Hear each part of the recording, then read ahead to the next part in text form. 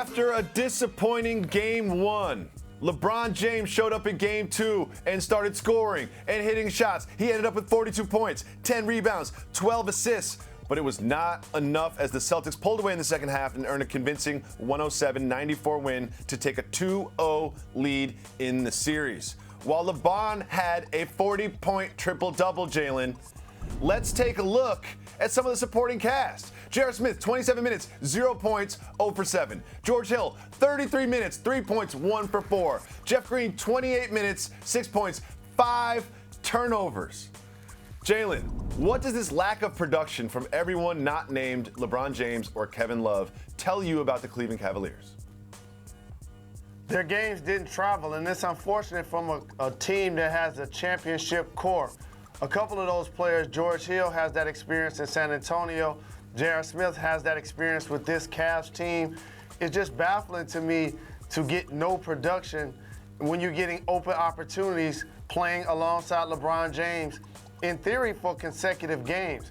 And I understand that the role players play a lot better at home, but to be non-existent is unacceptable, especially the way LeBron James came out and was aggressive like he needed to be, in particular in the first half. Scoring, shooting threes, had a level of intensity. But however, the great thing about the Boston Celtics, they embody the word team. And while they get consistent toughness from players like Marcus Smart and Marcus Morris, they also got tiered level production. So in the first quarter, it was about Jaylen Brown. Second quarter, it was about Tatum.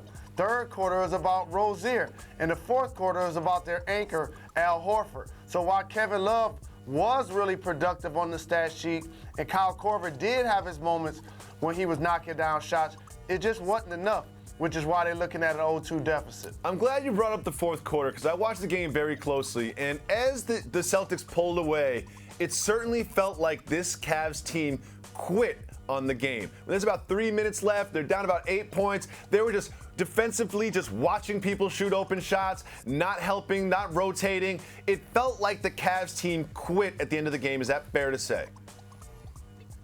It's a different word, and it may not be as strong as quit, but to me, it fits more. And when you say it amongst your teammates, it registers harder. They were defeated. And it's one of those things where you're like in a ring versus somebody, and it's the second round, and you know that it doesn't matter how hard you throw because it does not affect them in any way, shape, or form, and they don't knock you out in the second round. They carry you into the ninth round. And at that point of the fight, the Cleveland Cavaliers just didn't want anymore